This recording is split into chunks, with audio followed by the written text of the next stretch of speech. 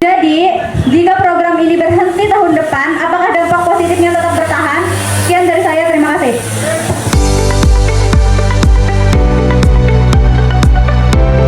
Untuk membuka pekerjaan atau kualitas pekerjaan. Atau anggaran yang digunakan untuk membuka lapangan pekerjaan. Edukasi lebih mengenai basic skill bekerja. Kalau hanya diberi makan, tetapi setelah lulus malah tidak tahu cara mencari makan, ibarat memberi ikan tapi tidak diajari memancing. Banyak anak muda yang bingung mau jadi apa setelah lulus karena kurangnya edukasi bagaimana cara membuat CV, cara berkomunikasi yang baik, cara membangun personal branding, dan masih banyak lagi. Apalagi di era sekarang banyak pekerjaan yang bisa digantikan oleh AI.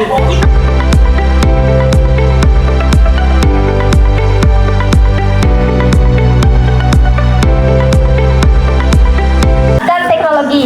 Masih banyak anak-anak yang tidak sekolah karena tidak mampu, padahal makan saja mereka susah. Tetapi negara malah memprioritaskan anak-anak sekolah yang masih mampu saja sebenarnya mengusahakan makanannya. Makan bergizi itu tidak harus mahal asalkan protein, serat, dan karbonnya sesuai. Masalahnya sedikit orang-orang yang mengetahui hal tersebut. Bahkan ada istilah kalau tidak makan nasi, tidak makan, dan terjadi kelaparan berhari-hari karena tidak mampu membeli beras dan lauk pauk. Padahal sumber daya alam kita begitu luar biasa melimpahnya. Beras bisa digantikan ubi-ubian, singkong, sukun, dan lain-lain. Protein masih ada tempe dan tahu. Serat bisa digantikan sayur-sayuran. Kita bisa beli sekali lalu tanam bijinya, tanam tunas akarnya, atau barter dengan daerah yang sumber pencariannya berbeda, seperti daerah pantai dan daerah pertanian. Makan itu tanggung jawab keluarga. Tanggung jawab negara itu menyediakan lapangan pekerjaan untuk orang tua menghidupi anak-anaknya. Kalau hanya memberi makan itu kurang tepat menurut saya. Yang tepat itu bagaimana orang tua dari anak-anak yang kekurangan gizi untuk makan itu bisa layak kehidupannya. Bukan hanya dari segi makanannya, bahkan ada anak-anak yang stunting, bisa saja bukan karena keluarganya tidak mampu memberikan makanan bergizi, tetapi tidak tahu kalau makan pun ada yang bergizi dan takarannya seberapa dan hanya asal makan.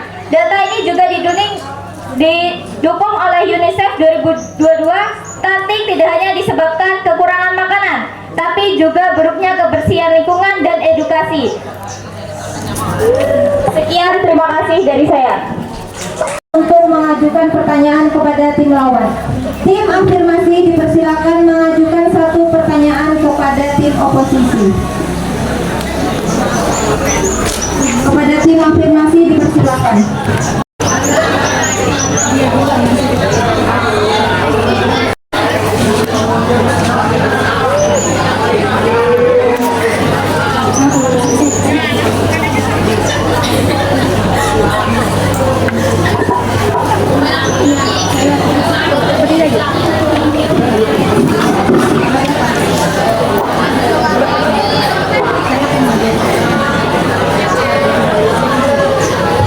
Baik, saya sebagai pembicara 2 ingin mengajukan pertanyaan. Kita di sini membahas soal makan bergizi gratis.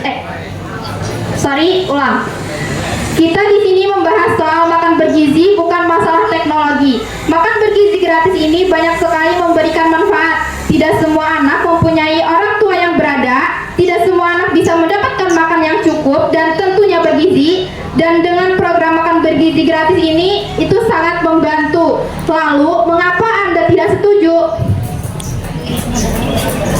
Padahal, ini dapat meningkatkan ekonomi suatu daerah. Sekian pertanyaan dari saya, terima kasih. Baik, selanjutnya kepada tim oposisi dipersilakan menjawab pertanyaan.